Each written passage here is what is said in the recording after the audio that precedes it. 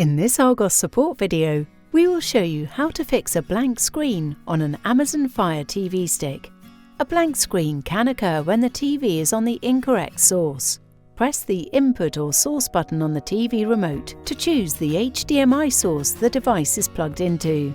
Next, try rebooting your Fire TV stick. Press and hold the right and back buttons on your remote for about 5 seconds, or until the reset screen appears. Next, use the arrow keys on your remote to highlight the reset option. Then, press the select button. The Fire Stick will now restart. We also recommend ensuring that the TV is connected directly to the plug socket.